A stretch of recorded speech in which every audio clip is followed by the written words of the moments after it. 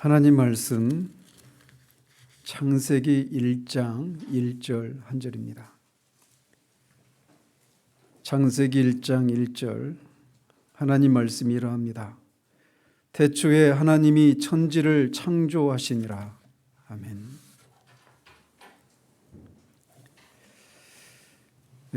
지난번에는 창세기의 서론적인 내용들을 살펴보았습니다. 이제 오늘부터 본격적으로 창세기 강의를 시작을 합니다.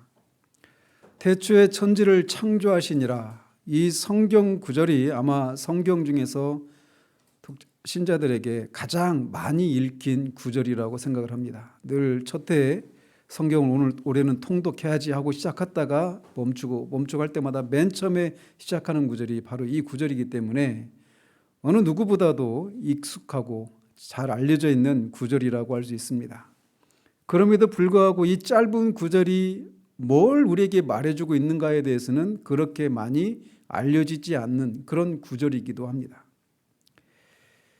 먼저 우리가 이 말씀을 살피기 전에 우리가 기억해야 될 것은 창세기는 결코 과학책이나 역사책이 아니라고 하는 사실입니다.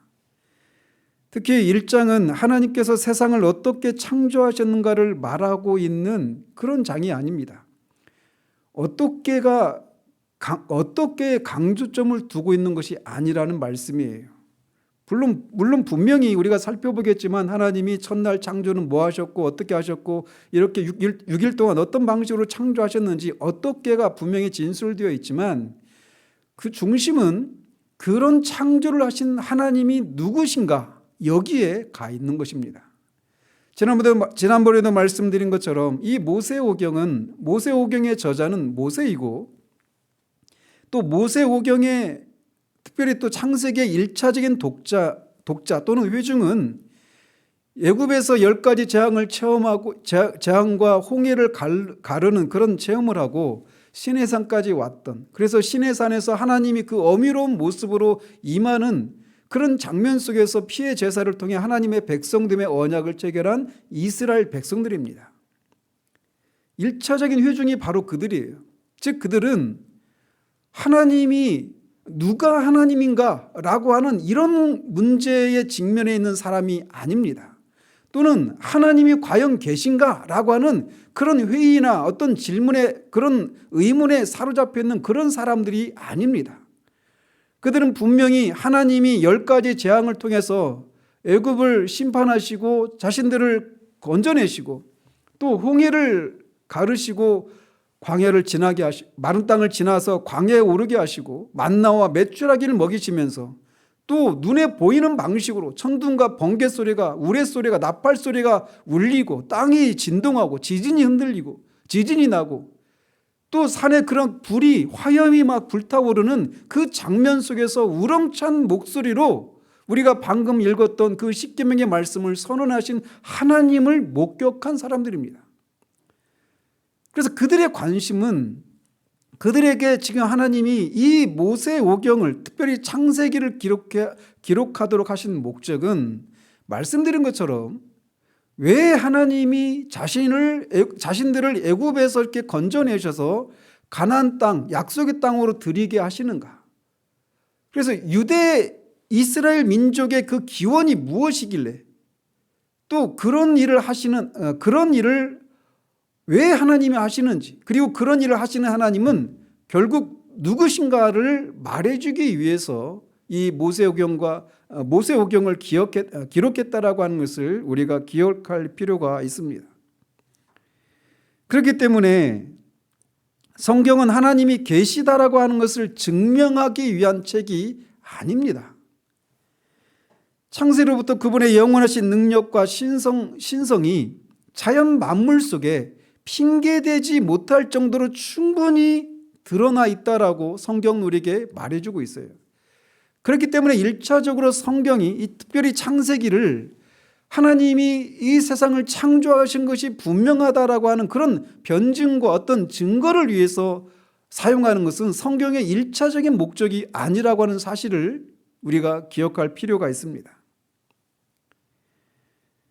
그런데 이 출애굽하기 전에 이스라엘 백성에 대해서 하나님은 에스겔서 20장 7절에서 12절까지 보면 이 이스라엘 백성들도 우리가 영화에서 보면은 그 이집트 왕자라고 하는 그 애니메이션 거기에서 보면은 이스라엘 백성들이 하나님을 그렇게 막 찾고 하나님의 도우심을 구하고 그 하나님이 약속하신 그 약속의 성취를 기다리면서 그렇게 하나님을 갈망하는 그런 모습으로 그려지고 있잖아요. 그런데 에스겔서 20장 7절에서 12절까지 보면 이 이스라엘 백성들이 430년 동안 노예살이 하면서 애굽 사람들이 섬겼던 우상을 그들도 섬기고 있었다라고 말하고 있습니다. 즉 우리가 이 이스라엘 사람들도 분명히 하나님의 택함받은 백성들임에도 불구하고 여전히 애굽에서 그냥 애굽 사람들한테 압제를 당하고 그런 폭정이 시달리면서 그렇게 노예살이하고 있는 그런 불쌍한 처지에 있는 그런 입장에 있는 사람만이 아니라 그들도 여전히 하나님이 금하시는 우상 숭배의 죄를 저지르고 있었던 사람들이었다는 사실이에요. 그래서 하나님은 출애굽기 과정에서 10가지 재앙을 통해서 애굽이 섬기고 있었던 다 그게 10가지 재앙이 다 신이거든요. 그들이 섬겼던 신. 근데 그 신들을 하나님이 다 멸하시는 겁니다. 가장 큰 신인 태양을 까맣게 하시는 것을 통해서 하나님이 그 애굽 사람들이 섬기는 태양도 피조물의 그런 신이 아니라고 하는 것을 드러내시는 거예요. 그러면서 시내산에서 말씀드린 것처럼 천둥 번개가 치고 큰 나팔 소리가 막 들리고 지진이 일어나고 산 위에 막 불이 붙어 있는 그 장면을 목격하게 하시면서 말씀을 하시는 겁니다. 그리고 피의 제사를 통해 하나님의 백성이 되는 그런 언약을 체결하는 거예요. 그런데 이들이 어디를 향해 가고 있느냐면 말씀드린 것처럼 그들은 가나안 땅을 향해 가고 있는 사람들입니다. 그들이 얼마나 그런 두려움들이 있었겠어요. 과연 그 약속의 땅으로 과연 들어갈 수 있을 것인가. 이 사람들은 말씀드린 것처럼 430년 동안 노예살이를 하다가 나온 사람들입니다. 어떤 독립운동을 막 오랫도록 독립운동을 해가지고 상해 임시정부에서 그렇게 정부 기구를 만들고 정부 조직을 다 만들어서 그렇게 임시정부를 형성해가지고 나라를 곧장 해방되면 바로 나라를 세울 수 있는 그런 기반을 다진 적이 없는 사람들이에요. 그야말로 노예들이었습니다. 오합지졸들이었어요. 군대도 없죠. 이들은 군인들이 아니었단 말이에요. 근데 그들이 광야를 지나서 가나안 땅으로 가는 도중에 그들이 직면하게 될 그 주변의 많은 원수들 그리고 가나안 땅에 살고 있는 그 원주민들이 그냥 순순히 약속의 땅이군요 하면서 땅을 내놓겠습니까? 절대로 그렇지 않단 말이에요.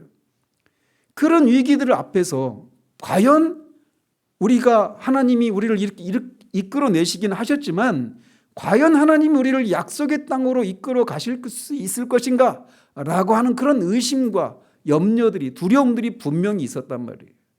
그런 그들에게 하나님이 누구신가를 말해주기 위해서 창세기가 기록이 된 것입니다.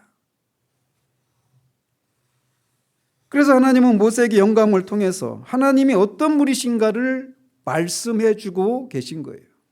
그런데 이 1장 1절이 태초에 하나님이 천지를 창조하시니라 라고 한 이 짧은 한 절 속에 성경 전체에서 말하고 있는 그 내용이 압축되어 있다는 겁니다.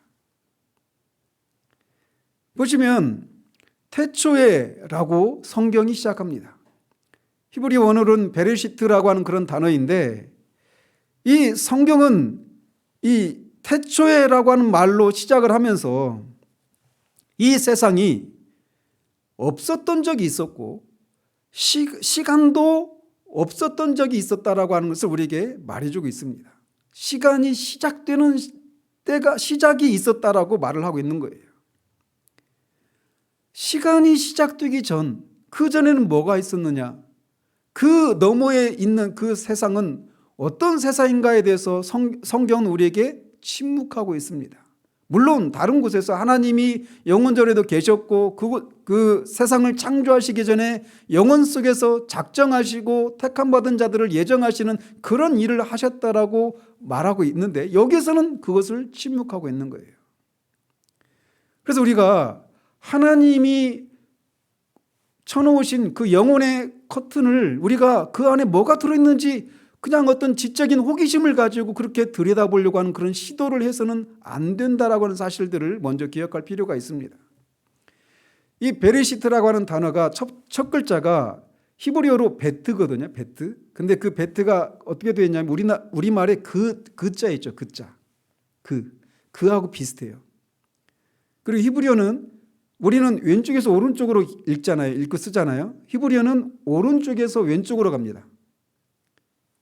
오른쪽에서 시작해서 이렇게 거꾸로 가요. 왼쪽으로 가요.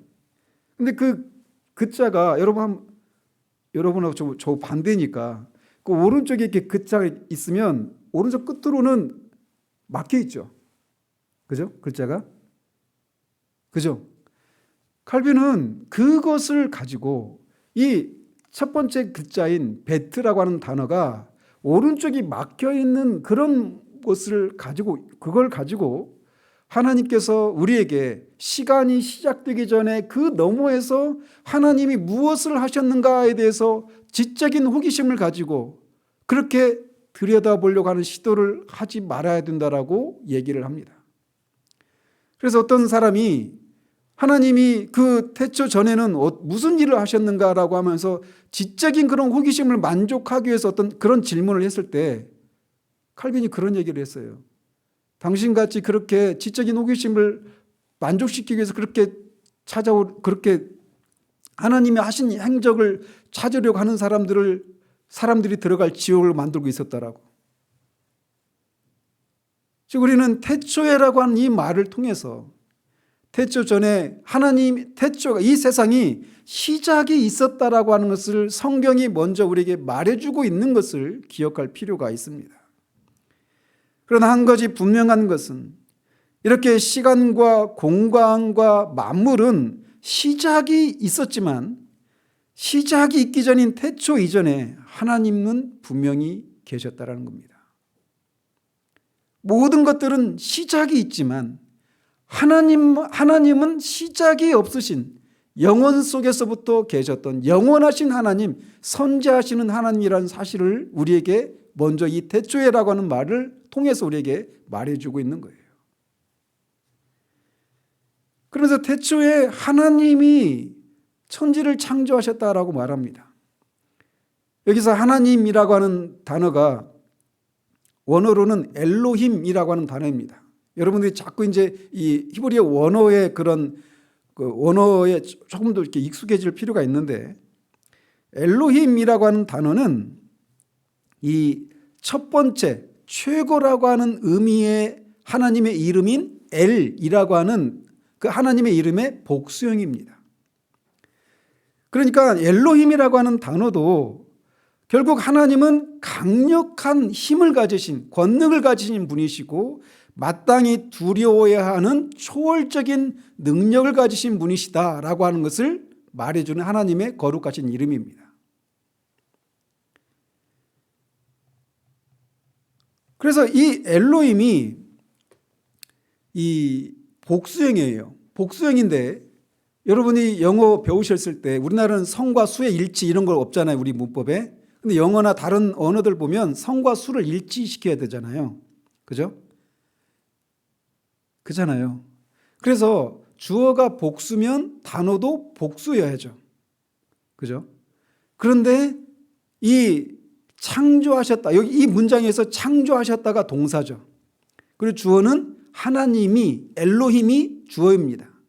그러니까 엘로힘이 복수형이라고 했잖아요.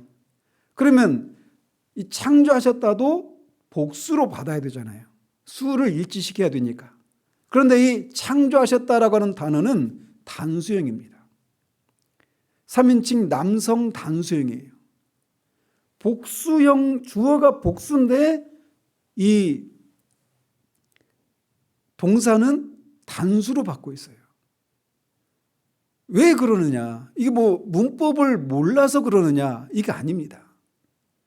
엘로힘은 분명히 복수형이에요. 그런데 이렇게 수의 일치를 보이지 않는 이런 모습을 통해 하나님이 우리에게 말씀하시는 게 있다는 겁니다. 이게 뭐냐? 하나님은 하나님이 하신 일, 그리고 그 일을 하시는 하나님이 얼마나 장엄하고 얼마나 위대한 분이신가를 나타내시기 위해서 이런 문법의 파괴를 하셨다라고 학자들은 얘기해요. 그래서 이 엘로힘이라고 하는 단어를 장엄형 복수형 이렇게 말을 합니다. 하나님의 장엄하심을 드러내기 위한 복수다 이렇게 얘기하는 거죠. 이렇게 엘로힘이라고 하는 이름은 먼저는 하나님이 최고이시고 강한 힘을 가지신 권능을 가지신 그런 분이시다라고 하는 것을 말해주고 있는데, 이렇게 이 하나님이 이런 권능과 힘으로 무엇을 하셨느냐? 먼저는 창조를 하셨다라는 겁니다. 창조에 대해서 우리가 살펴보겠지만 아무것도 없었던 그 세상에 아무것도 없는 곳에서 하나님이 빛이 있으라면 빛이 생깁니다. 하나님이 말씀하시면 모든 것이 그대로 이루어져요.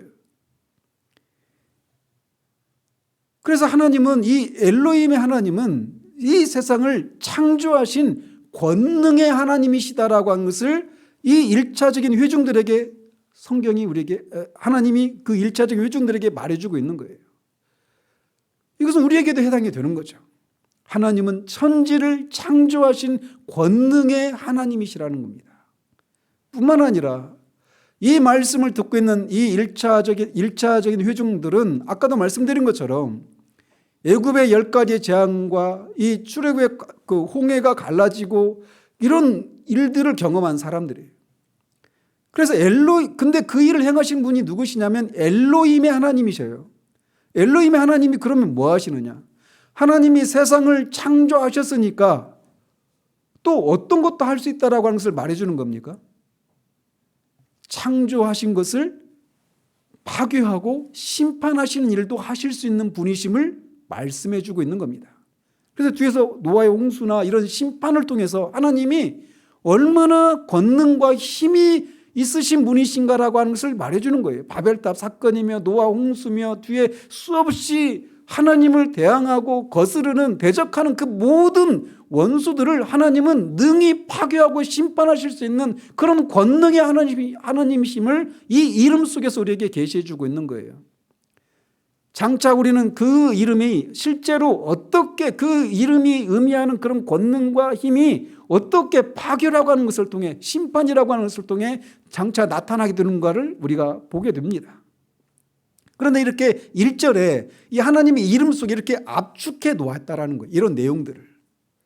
뿐만 아니라 하나님은 창조하시고 그 창조한 세계를 심판하시기도 하시는 그런 하나님이실 뿐만 아니라 창조 세계를 섭리하시는 분이시기도 하십니다. 하나님은 지난번에도 말씀드렸지만 이 별의 숫자가 지금 70억의 사람들에게 1조개인가 10조개씩 별을 나눠줘도 남을 만큼 그렇게 많은 별이 있대요. 그 우주를 하나님이 섭리하시는 분이십니다. 그런데 어떤 하나님으로 하시느냐? 이 초월적인 능력을 가지신 엘로힘의 하나님으로서 이 하나님이 창조하신 세계를 섭리하시는 거예요. 그러니까 이 엘로힘이라고 하는 이름이 어떤 의미가 있는지를 알면 우리가 그런 하나님이 이 세상을 섭리하시고 그 세상에 있는 그 모든 가장 작은 것들까지도 하나님이 한치의 오차가 없이 정확하게 섭리하시는 분이심을 이 엘로힘이라고 하는 이름 속에 우리에게 그 내용을 압축해서 담고 있는 거예요. 성경은 이 1절에서 선포한 이 내용을 이제 풀어내는 겁니다. 압축 파일을 이제 해제시키고 그 압축된 내용이 무엇인가를 이제 구체적인 역사적인 신뢰를 통해서 말씀해 나가기 시작하는 거예요. 뿐만 아니라 이 엘로힘의 하나님은 하나님이 하시고자 하시는 약속을 담보하실 수 있는 분이십니다. 그냥 내가 이렇게 할게. 우리가 많은 약속을 하잖아요. 내가 이렇게 해줄게. 그렇지만 그렇게 할 수 있는 능력이 우리가 항상 있는 건 아니에요. 그죠? 근데 하나님은 무엇인가를 하시겠다고 하실 때 그렇게 하실 수 있는 능력과 근거가 있다라는 거예요. 왜? 그분은 엘로힘의 하나님이시니까.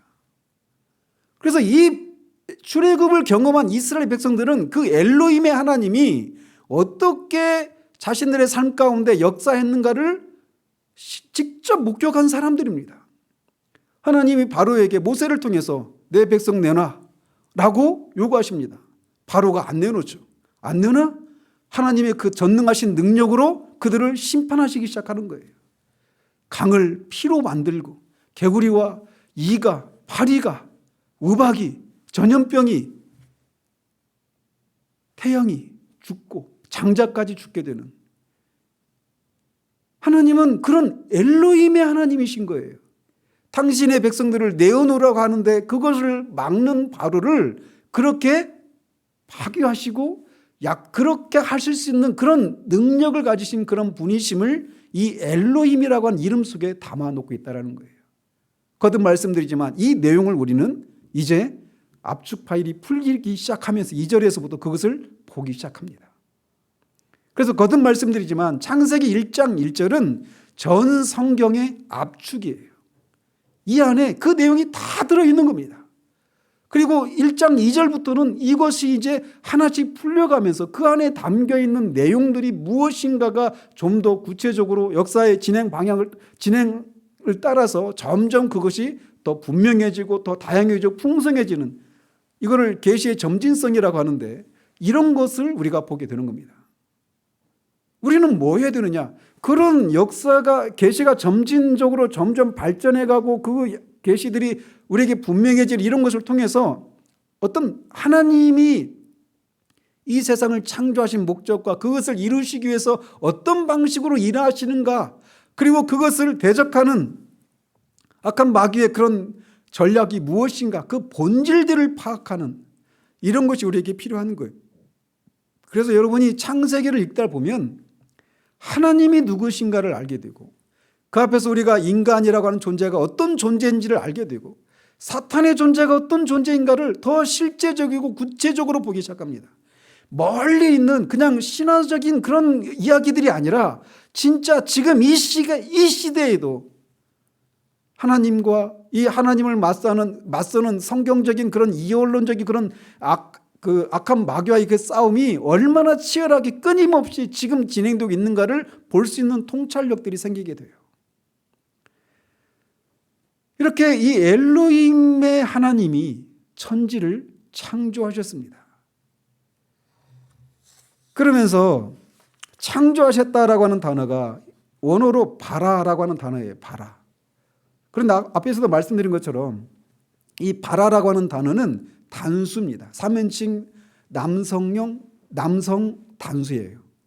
그런데 엘로힘이라고 하는 이름이 하나님의 이름이기도 하지만 이 엘로힘이라고 하는 단어가 이방 신들에게도 사용이 되었습니다.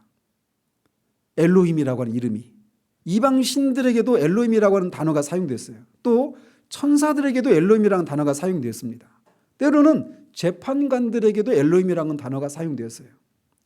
그러면 그 엘로힘이 여호와 하나님을 가리키는지 아니면 이방 신인지 천사인지 재판관인지를 어떻게 알 수 있습니까? 앞에서도 말씀드린 것처럼 그게 엘로힘이라는 단어가 주어인 경우에 한해서는 그거를 받고 있는 동사가 단수인지 복수인지를 통해서 그 엘로힘이 하나님인지 아닌지를 알 수 있습니다.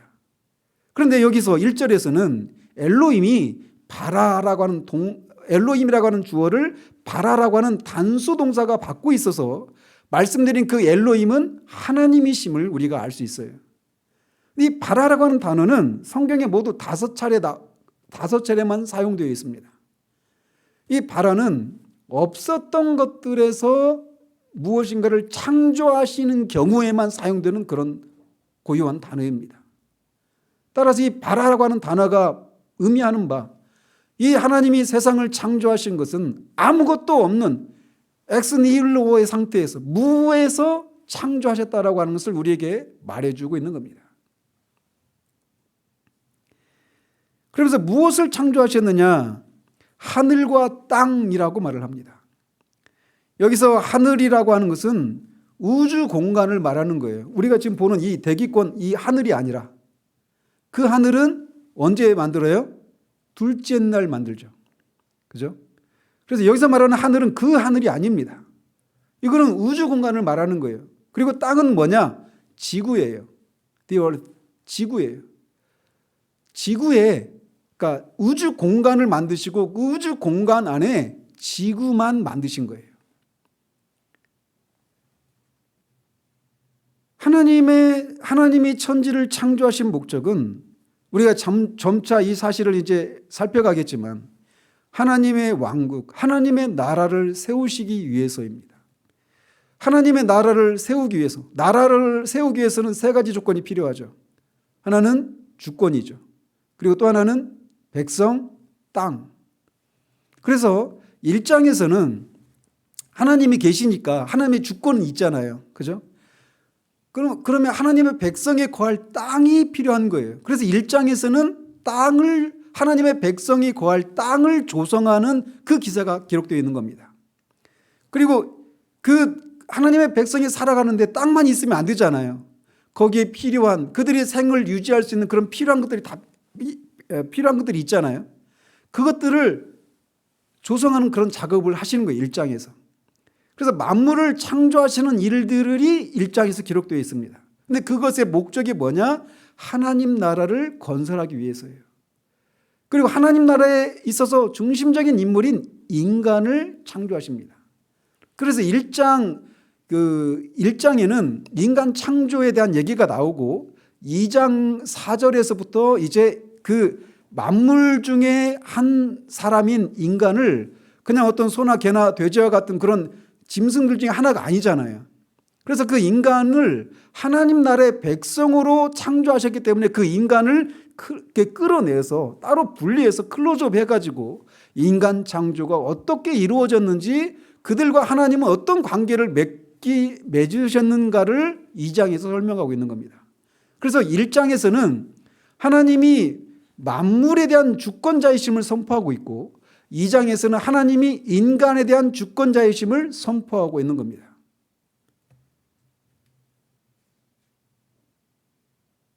그래서 앞에서도 말씀드린 것처럼 이렇게 1장 1절은 하나님이 천지를 창조하셨는데 그 천지를 창조하신 하나님이 누구신가를 우리에게 말해주고 있는 거예요. 그러면 이 성경이 1장 1절이 우리에게 말해주고 있는 것은 무엇인가? 1장 1절을 통해 우리에게 하나님이 어떤 분이시라고 우리에게 말해주고 있는가? 먼저는 하나님은 선지하시는 분이심을 우리에게 선언하고 있습니다. 모든 만물들이 없었던 때가 있었지만 하나님은 영원 속에서도 거기 계셨다라는 거예요. 하나님은 영원하신 분이시다라고 하는 것을 우리에게 말해주고 있는 겁니다. 영원하지 않은 것들은 따라서 우리에게 신앙의 대상이 될 수도 없고 경배의 대상이 될 수도 없고 우리의 추구의 대상이 될 수도 없어요. 나중에 우리가 살펴보겠지만 전도서 기자가 말하는 것처럼 하나님께서 우리에게 영혼을 사모하는 마음을 주셨거든요. 그렇기 때문에 시작이 있는 이 모든 만물은 우리의 사모의 대상이 될 수가 없습니다. 우리의 경배의 대상이 될 수도 없어요. 오직 영원하신 모든 만물보다 만물이 없었을 때도 여전히 계셨던 영원히 선지하셨던 삼위일체 하나님으로 계셨던 그 하나님만이 우리의 경배와 우리의 존경과 추구의 대상임을 우리가 이 1장 1절 우리에게 말해주고 있는 거예요. 만물은 없었던 적이 있었습니다. 그런 의미에서 우리가 이제 뒤에서 결론적으로 말씀드리겠지만 이런 사실들을 통해서 내가 과연 이 하나님을 유일한 신앙의 그런 대상으로 섬기고 있는가를 살펴볼 필요가 있는 겁니다. 1차적인 회중들이 애굽에서 종살이를 하면서 우상숭배를 했다고 그랬잖아요. 그러니까 이런 것을 통해서 너희들이 섬겼던 그 만물은 없었던 적이 있었다라고 하는 것을 말해주는 겁니다. 더 나아가서는 이런 막 짐승들, 그런 식물들, 이런 것들을 하나님이 창조하셨다라고 하는 것을 통해 뭘 말씀해 주시겠어요? 나중에도 우리가 살펴보겠지만 하나님이 이스라엘 백성들에게 끊임없이 선지자들을 통해서 책망하시는 것 중에 뭐냐면, 나는 너희들이 드리는 그 재물이 없어서 너희들에게 그것을 달라고 하는 게 아니다. 산도 내 것이고 양도 내 것이고 우양도 내 것이다. 이런 말씀하시잖아요. 그게 다 여기서 나오는 겁니다. 즉 하나님이 만물을 창조하신 분이시고 그것의 주인이시기 때문에 그런 것들이 없어서 우리에게 무엇인가를 요구하시는 것이 아니라고 하는 것을 우리에게 말해주는 거예요. 두 번째로, 하나님은 우주 만물을 창조하실 수 있을 만큼 전능하신 하나님이심을 우리에게 선언해 주고 있습니다. 앞에서도 말씀드린 것처럼 별들의 숫자가 어마어마합니다. 그야말로 천문학적인 숫자예요. 근데 성경은 뭐라고 말하느냐? 그 별들을 이름으로 불러내신다고 말씀하셔요. 그 별들의 이름으로 다 불러내시는 거예요. 그 큰 우주, 우리의 머리가 터질 것 같은 그런 어마어마한 그 우주를 하나님이 창조하시기에 능하신 분이시라고 하는 것을 우리에게 말해주고 있는 겁니다. 1장 1절은. 그렇기 때문에 하나님은 우주 만물을 그렇게 어마어마한, 우리로 하여금 압도당해서 그냥 그 앞에서 그냥 쓰러져 버릴 수밖에 없는 그 어마어마한 우주를 창조하신 하나님은 그 우주보다 당연히 크신 분이시겠죠. 그분은 광대하신 분이십니다. 우주보다 크신 분이십니다. 자신이 만든 것보다 작은 하나님은 결코 하나님이 되실 수 없어요. 그런데 하나님은 우주 만물을 창조하신 분으로서 우주보다 크신 분이라고 하는 것을 우리에게 말해주고 있습니다. 세 번째로, 하나님은 그런 의미에서 유일하신 분이시라고 하는 것을 우리에게 말해줍니다. 하나님은 여러 창조주 중에 하나가 아니라 유일하신 창조주이심을 우리에게 말해주고 있는 거예요. 하나님만이 유일하신 창조주이십니다. 하나님만이 모든 만물의 유일하신 주권자이십니다. 하나님만이 모든 인간의 유일하신 주권자이십니다. 하나님이 모든 만물은 하나님에 의해서 태초에 창조되었지만 하나님은 그 모든 것들을 존재하게 하시는, 자신이 존재하게 하시는 스스로 계시는 분이심을 우리에게 말해주고 있습니다. 그렇기 때문에 하나님은 모든 피조물들과 구별되시는 거룩하신 분이심을 여기에서 우리에게 말해주고 있는 거예요. 하나님과 견줄 수 있는 것은 아무것도 없습니다. 하나님은 모든 피조물과 구별되시는 거룩하신 하나님이십니다. 그렇기 때문에 구별이 무너지면, 거룩함이 무너지면 그분은 결코 유일한 분이 되실 수 없습니다. 거룩함이 무너지면 그분은 결코 주권자가 되실 수가 없습니다. 그렇기 때문에 하나님의 거룩하심은 그분의 성품 중에 성품이라고, 속성 중에 속성이라고 말을 하는 것이에요. 따라서 하나님이 이렇게 모든 피조물들과 구별되신다, 거룩하시다라고 한 이 말은 무엇을 우리에게 요구하냐면 배타성을 요구합니다. 하나님은 모든 피조물과 구별돼요. 그래서 그 구별되시는 하나님이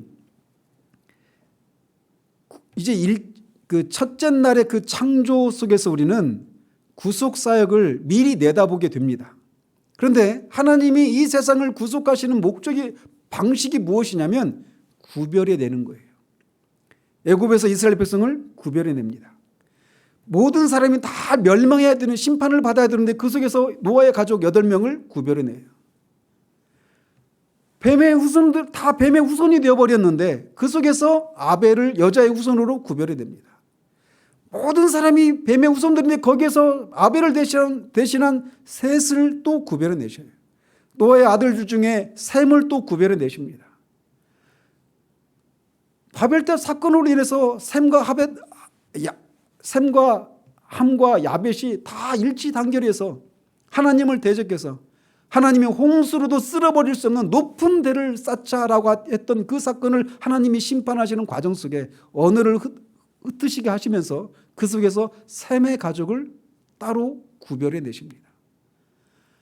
늘 이것이 창세기 첫날에서부터 계시록까지 하나님이 어디로부터 무엇이 그 하나님의 백성들을 구별해 내시는 이 방식으로 하나님의 백성들을 구속해 내시는 일들을 하셔요. 그래서 이 구별은 창조 첫날부터 계시록 끝까지 계속 구별은 처음부터 끝까지 계속 되는 모습이에요. 그러면 사탄이 하는 일은 뭘까요? 이 구별을 무너뜨리는 겁니다. 그래서 하나가 되게 하는 거예요.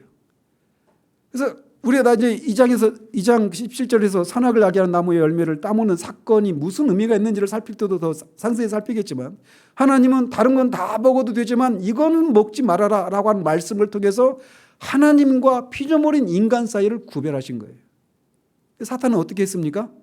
먹어도 돼, 먹어. 구별을 무너뜨리는 겁니다.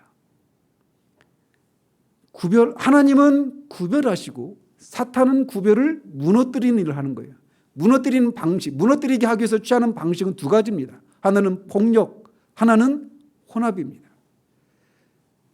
이런 관점으로 성경 첫 장부터 계시록까지 일관되게 그것이 계속 그런 본질과 형태가 계속 반복되고, 그런 성경 이후의 교회 역사 가운데서도 지금도 그런 일들이 일어나고 있어요. 하나님은 피조물과 구별되시는 분이십니다. 그래서 하나님의 백성들에게 하나님이 요구하시는 게 뭐예요? 내가 거룩하니 너희도 거룩하라. 그래서 하나님이 이 우주를 창조한 이 어마어마한 사건을 기술하는 데는 겨우 1장만 하려고 있는 반면, 거룩함이 무엇인가를 가르치기 위해서 레위기 전체를 하라고 계십니다. 뭘 입어야 하는지, 뭘 먹어야 하는지 부터 해서 하나님 앞에 제사하는 방법은 어떻게 해야 되는지, 그래서 이 이 구별됨, 이것은 하나님의 하나님 되심을 결정하는 결정적인 성품이고, 하나님이 이 세상 하나님의 백성들을 구속하시는 방법이고, 구속된 하나님의 백성들에게 요구하시는 유일한 것이 바로 너희는 세상과 하나님의 백성이 아닌 사람들과 구별된 사람이 되어라 라고 하는 것이 하나님의 백성들에게 요구하시는 유일한 것입니다. 하나님은 이렇게 모든 피조물들과 구별되시는 하나님이심을 1장 1절에서 계시하시는 것을 통해서 이 거룩함이 하나님이 이 세상을 창조하시고 하나님의 백성들에게 요구하시는 것이라고 하는 것을 압축해서 우리에게 그렇게 기록해 놓고 있는 거예요. 따라서 1장 1절이 또 우리에게 말해주고 있는 것은 만물에 대한 그분의 주권을 선포하고 있는 겁니다. 천지 만물은, 천지와 그 안에 있는 모든 것들은 다 하나님이 창조하신 유일한 창조주로서 그 모든 것들의 주인이심을, 주권이심을 선포하고 있습니다. 그리고 앞에서도 말씀드린 것처럼 2장 17절 선악을 알게 하는 나무에 그 먹지 말라라고 하는 이 명령을 통해서 인간에 대한 절대 주권을 하나님이 가지신 주권자이심을 선언하고 있는 겁니다. 하나님이 주권자이시기 때문에 이렇게 모든 만물이, 또 만물 속에 속한 인간도 다 하나님으로부터 나왔기 때문에 하나님으로 나와서 하나님으로 말미암고 하나님께로 돌아가는 그런 존재라고 하는 것을 사도 바울이 로마서 11장 36절에서 말하고 있는 겁니다. 그러니까 이 1장 1절을 통해서 우리가 주목해야 될 건 뭐냐? 하나님은 이렇게 절대 주권을 가지신 피조물들과는 구별되는 그런 주권자이심을 우리에게 말해주고 있는 거예요. 따라서 우리가 하나님의 주권에 기반하지 않은 어떤 신앙생활도 아무런 의미가 없다라고 하는 것을 기억할 필요가 있습니다. 왜 우리가 이 날에 구별된 장소에 나와서 구별된 시간에 하나님을 예배합니까? 하나님이 구별되시는 주권자이시기 때문에 그런 거예요. 따라서 하나님 이외에 어떤 존재도 자신의 존재를 스스로 생겨나게 할 수 없고, 어떤 존재도 자신의 힘으로 자신의 삶을 살아낼 수가 없습니다. 모든 존재는 하나님으로부터 나와서 하나님으로 말미암습니다. 그렇기 때문에 모든 존재의 삶의 목적은 누구를 위한 삶이어야 합니까? 창조주 하나님을 위한 삶이어야 하는 거예요. 주권에 기반하지 않은 모든 신앙 행위는 아무런 의미가 없습니다. 그가 아무리 유명한 사람이고 병을 고쳐주고 귀신을 쫓아내고 많은 사람들이 본받을 만한 그런 어떤 놀라운 일들을, 그런 업적을 쌓은 몇만 명 교회를 개척하고 이루어낸 그런 사람이라 하더라도 하나님의 주권에 기반한 것이 아니라면 다 소용이 없는 것들이에요. 저는 98년 8월에 제가 요즘 이 창세기 준비를 하면서 제 20여 년 동안의 그 신앙의 여정들을 이렇게 돌아보는 시간들을 갖고 있어요. 그러면서 하나님이 그 어떤 지점마다 하나님이 제게 주셨던 그 은혜들이 마치 구슬이 이렇게 꿰지는 것 같은 그런 시기를 요즘 지나고 있습니다. 98년 8월인데 제가 그때 다니던 교회 수련회 기간이었는데 저는 그때 안 갔어요. 너무 힘든 시기를, 그 교회에서 일어난 어떤 일들 때문에 힘든 시기를 보냈는데, 그 중에 하나가 무엇이었냐면 자꾸 쉽게 말하면 목사님이죠. 자꾸 이렇게 사람이 드러나고 사람이 영광을 취하는 이런 모습들을 자꾸 보게 되는 겁니다. 여러 가지 모습 속에서. 저는 그것이 굉장히 고통스러웠어요. 그런 시기였는데 제가 그때 98년도 8월에 토요일이었어요. 그날 토요일 날 온누리교회, 서울에 온누리교회 있죠. 그 온누리교회 청년부 그 친교실에 거기서 이제 여름에 그 에어컨도 나오니까 거기 가서 이제 책을 보고 그러고 그렇게 보냈었는데, 그때 토저 목사님 책을 읽고 있었어요. 근데 토요일 날 한 3시, 4시 이 정도 됐고 한 300~400명이 모이는 그 친교실에 대부분 청년들이거든요. 얼마나 시끌벅적하겠어요. 그죠? 그런데 그 책가 제가 어떤 책인지 지금 정확히 기억이 안 나는데, 토저 목사님 책을 읽는 중에 제게 하나님께서, 그 속에서 하나님의 임재를 제가 막 이렇게 느끼는 거예요. 그러면서 제가 제 안에 막 하나님이 깨닫게 해주는 게 뭐냐면 하나님만 스스로 계시는 분이시다라고 하는 사실이었습니다. 하나님만 스스로 계시는 분이셔요. 앞에서도 말씀드린 것처럼 엘로힘의 하나님은 없는 것을 있게도 하시지만 있는 것을 없게도 하실 수 있는 분이십니다. 그때 제가 그 사실들을 막 깨달으면서 제 안에서 막 찬양이 막 터져 나오는 거예요. 그리고 하나님만 스스로 계시는 이 사실, 이것을 인해서 하나님을 향한 찬양이 막 제 안에서 막 터져 나오는 거예요. 눈물을 사람이 너무 많으니까 눈물을 안 흘리려고 막 진짜 막 애쓰면서 엎드려서 눈을 감고 하나님을 막 찬양합니다. 한 30분은 그렇게 했던 것 같아요. 하나님만 스스로 계시는 분이십니다. 하나님만 모든 존재의 기원이십니다. 그렇기 때문에 모든 존재는 하나님으로 말미암고 하나님을 위해서만 살아야 합니다. 그런데 제게 있었던 그 슬픔이 같이 오버랩이 되는 거예요. 그러면서 제가 그때 깨달았던 게 뭐냐면, 왜 우리의 신학이 하나님의 자존하심으로부터 출발하지 않으면 결국은 사람이 영광을 취하는 그런 모습이 나타날 수밖에 없다라고 하는 사실이었습니다. 창세기 1장은 우리에게 그걸 말해줘요. 하나님만 모든 존재의 기원이 되십니다. 모든 만물은 그에게서 나오고 그로 말미암습니다. 그렇기 때문에 모든 만물은 그를 위해서만 존재하는 거예요. 믿음이 무엇인지 아십니까? 믿음은 우리가 무엇인가를 신학 지식을 많이 아는 게 믿음이 아닙니다. 신학교 교수들이 믿음이 좋은 것 같습니까? 절대 그렇지 않습니다. 유명한 목사님들이, 설교 잘하는 목사님들이 믿음이 좋을 것 같습니까? 믿음은 그렇게 아니에요. 무엇인가를 아는 게 믿음이 아닙니다. 그러면 많은 일을 하는 것이 믿음입니까? 아닙니다. 믿음은 무엇을 아는 것도 아니고 무엇을 하는 것도 아닙니다. 그럼 믿음은 무엇입니까?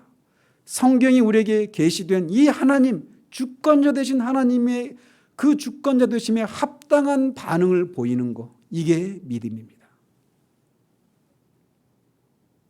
주권자 되시는, 유일한 주권자 되시는, 그래서 유일한 경배의 대상이 되시는 하나님의 주권에 합당한 반응을 보이는 것, 그게 바로 믿음이에요. 그래서 그 믿음의 가장 대표적인 행위가 있다면 예배입니다. 예배는 예배당에 나와서 찬송하고 예배 순서를 따라서 부르고 하는 이런 게 아닙니다. 예배는 크게 두 가지로 구성이 됩니다. 하나는 사가드라고 하는 건데 이건 경배하는 거예요. 그래서 이슬람들이 하루에 5차례 그 메카를 향해서 엎드려서 막 기도하잖아요. 그 모습 있죠. 그 엎드리는 자세. 그게 뭐냐면 복종이에요. 이슬람이라고 하는 자체가, 그 말 자체가 복종이라는 뜻입니다. 알라에게 절대적으로 복종하는 사람들. 이게 이슬람이라는 뜻이에요. 그런 것처럼 절대적이고 유일하신 주권 되신 하나님을 향해서 그 하나님을 향한 합당한 반응의 대표적인 모습이 예배인데 그 예배의 첫 번째 요소는 뭐냐? 이렇게 하나님 앞에 절대적인 복종을 하는 겁니다. 하나님이 나의 생명의 주인이십니다. 하나님은 나를 있게도 하시고 없게도 하실 수 있는 그런 분이십니다.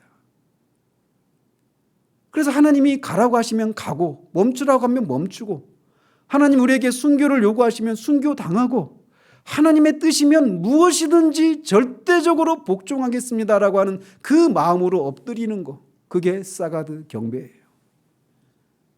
절대적이고 유일한 주권자 되신 하나님을 향한 절대적인 반응의 첫 번째 모습은 바로 이렇게 절대적인 복종의 행위입니다. 거기에 내 뜻은 없습니다. 내 뜻은 없어요. 오직 하나님의 뜻만이 이루어지기를 소원하는 거예요. 우리가 주기도문 외우죠. 하나님, 그 주기도문은 전형적인 그런 경배의 모습입니다. 하나님의 뜻이, 하나님의 이름이 거룩히 여김을 받고 하나님의 뜻이 하늘에서 이루어진 것처럼 땅에서 이루어지기를 원하는 거예요. 나의 삶을 통해, 내 존재를 통해 모든 것이 유일한 나의 주인이시고 나의 모든 것의 주인이신, 나를 있기도 하시고 없게도 하실 수 있는 그런 절대적인 주권을 가지신 그 하나님 앞에 절대적으로 복종하는 것, 이것이 창세기 1장 1절에서 우리에게 선언하고 있는 절대적인 유일하신 창조주 주권자 되신 하나님을 향한 우리의 마땅한 반응이어야 하는 거예요. 그런 의미에서 우리에게 그게 있습니까? 저는 이 말씀들을 준비하면서 지난 몇 주 동안 횡단보도를 지나갈 때, 걸어갈 때 막 두려움이 막 밀려오는 거예요. 하나님 욥기에서 말씀하시고 있는 것처럼 하나님만 생각하시고 하나님의 생명을 우리에게서 거둬가시면 우리는 일체로 그 순간 망할 따름입니다. 왜 하나님이 오늘 우리에게 호흡을 주시고 여기서 나와서 예배할 수 있도록 하십니까? 왜 우리에게 아직도 가족들을 주시고 생업을 이끌어갈 수 있도록, 아직도 우리가 이런저런 것들을 할 수 있도록 하십니까? 그 순간 하나님이 일순간에 우리에게 주신 그 생명을 하나님이 그거를 거둬가시면 우리는 그 순간 끝나는 사람들이에요. 우리의 모든 것이 하나님의 것입니다. 우리의 가진 물질, 우리의 재능, 우리의 생명, 우리의 가족, 우리의 자녀, 그 모든 것, 우리의 사역, 그것이 무엇이든지 간에 다 하나님의 것입니다. 그렇기 때문에 우리는 하나님이 우리에게 무엇인가를 요구하시면 우리는 절대적으로 그 앞에 복종해야 되는 거예요. 절대적인 주권자 되신 하나님을 향한, 유일한 주권자를 향한 피조물의 첫 번째 반응은 이렇게 절대적인 복종을 요구하는 겁니다. 또 하나는, 예배의 또 다른 요소는 아까 사가드 경배를 말씀드렸죠. 또 하나는 섬김입니다. 아바드라고 하는 단어인데 창세기 2장에서 이제 그게 나와요. 좀 더 제가 더 말씀드린 것처럼 1장 1절은 압축 파일의 형태로 남아있는 거, 들어있는 겁니다. 그게 점점 풀려나가는 거예요. 그래서 예배의 또 다른 요소는 섬김입니다. 섬김이라고 하는 것은 예배 용어예요. 제사 용어예요. 그래서 뭐냐면 번제를 드리는 것 같은 그런 겁니다. 그래서 로마서 12장에서 너희가 하나님 앞에 거룩한 산제사로 너희를 하나님께 드리라고 말씀하시잖아요. 그래서 그 용어를 의미하는 거예요. 그래서 번제로 제물을 드릴 때는 어떻게 하냐면 그냥 죽여서 통째로 태우는 게 아니에요. 통구이로 태워 드리는 게 아니에요. 다 가르고 내장 다 잘라내고 기름 다 분리하고 뼈 바르고 살 다 그냥 그야말로 회를 치듯이 그렇게 다 떠가지고 그렇게 기름을 먼저 태우고 불을 다 태워서 드리는 것이 번제예요. 섬김이라고 하는 것이 바로 그런 겁니다. 우리의 모든 것을 주님께 드리는 거예요. 우리의 마음과 우리의 시간과 물질과 우리의 모든 것을 다 주님께 아낌없이 남김없이 드리는 겁니다. 이것이 절대적이고 유일한 주권자 되신 하나님을 향한 피조물들이 보여야 될, 특별히 이성적이고 도덕적인 존재로 지음받은 우리 인간이 보여야 될 그런 반응인 것입니다. 그런 면에서 우리는 우리의 삶을 돌아볼 필요가 있는 거예요. 하나님을 태초에 천지를 창조하시니라, 태초에 하나님이 천지를 창조하시니라고 하는 이 말씀 속에서 우리에게 선언하고 계신 하나님이 누구신가를 말해주고 있는 그 구절이 하나님은 구별되시는 유일하신 절대적인 창조주 하나님이시다라고 말하고 있는데 우리는 그 하나님을 향해서 합당한 반응을 보이고 있는가를 볼 필요가 있는 겁니다. 하나님의 주권에서 나오지 않은 모든 신앙 행위들은 하나님 앞에 다 역겨운 것들입니다.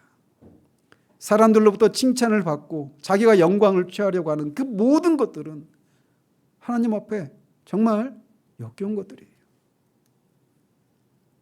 우리의 예배는, 우리의 삶의 태도는, 하나님을 향한 우리의 삶의 태도는 정말 이 유일하신 우리를 있게도 하시고 없게도 하실 수 있는 우리의 모든 것의 주인을 향한 그런 태도인지 우리가 돌아볼 필요가 있는 거예요. 예배에 대한 태도, 우리의 삶에 대한 태도, 우리가 누리고 있는 그 모든 것들을 향해서 우리는 과연 절대적인 주권자이신 하나님을 향해서 우리가 마땅히 가져야 될 그런 마음의 태도를 가지고 살고 있는지 돌아봐야 한다는 겁니다. 천지를 창조하신 하나님만 우리의 유일한 경배의 대상이 되십니다. 천지를 창조하신 하나님은 모든 피조물들과 구별되시는 분이십니다. 그래서 그 구별되시는 하나님은 우리에게 구별될 것을 요구하십니다. 구별된 삶이 무엇이냐? 하나님의 뜻대로 사는 거예요. 쉽게 말씀을 드리면 그 하나님은 우주 만물보다 하나님이 창조하신 그 세계보다 크신 분이십니다. 그러니 거기에서 우리가 믿음이 나오는 거예요. 이스라엘 백성들에게 하나님이 이런 하나님으로 그들에게 계시해 주신 것은 내가 이런 존재이니 너희들에게 약속한 것을 반드시 이루신다라고 하는 확신을 심어주고 계신 것입니다. 그러니 우리는 하나님이 말씀하신 대로 믿어야 하는 거예요. 왜? 하나님은 그렇게 약속을 담보하시는 엘로힘의 하나님은 반드시 그 약속을 성취하시는 여호와 하나님이시기 때문에 그 약속대로 반드시 성취하시는 분이시기 때문에 그렇습니다. 하나님이 우리에게 어떤 하나님으로 우리에게 자리하고 있는지 이것이 우리의 신앙관을, 우리의 삶의 목적을, 우리의 인생관을 결정하는 겁니다. 여러분에게 하나님은 어떤 분이십니까? 아니 여러분이 어떻게 하나님을 생각하고 있든지 간에 하나님은 이런 분이십니다. 그 하나님이 우리에게 합당한 반응을 요구하십니다. 그게 바로 믿음이에요.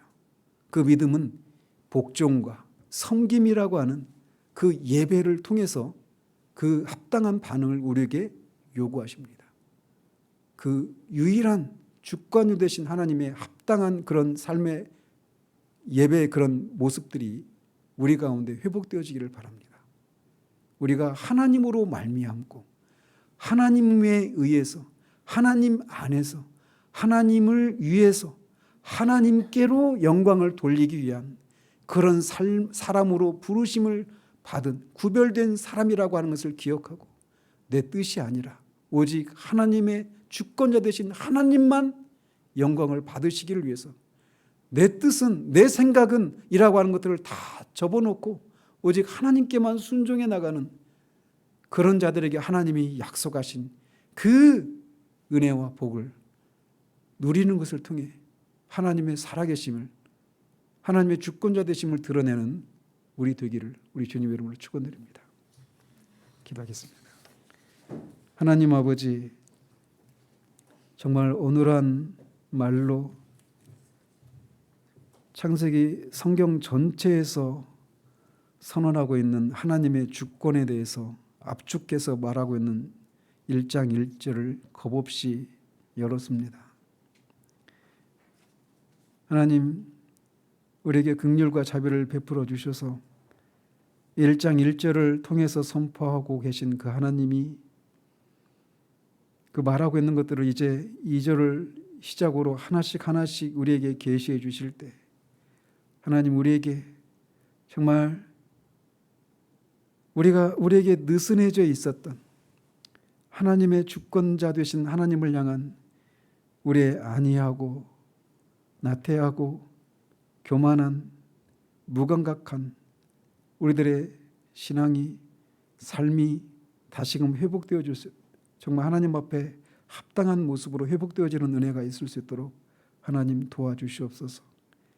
그 하나님을 거스르는 세상이 어떻게 진행되어 왔고 또 진행되고 있는지를 볼 수 있는 통찰력들을 우리 가운데 주셔서 정말 우리가 이 말세에 끼어있는 자들을 될 수 있도록 도우시고 그 엘로힘의 하나님이 여호와 하나님으로 그리스도로 말미암아 우리 하나님이 되심을 우리 아버지 되심을 인하여서 끝까지 구별된 자리에서 구별된 모습으로 그렇게 살아가는 그런 용기를 발휘하는 우리 모두 될 수 있도록 도우시기를 원합니다. 예수 그리스도 이름으로 기도합니다. 아멘.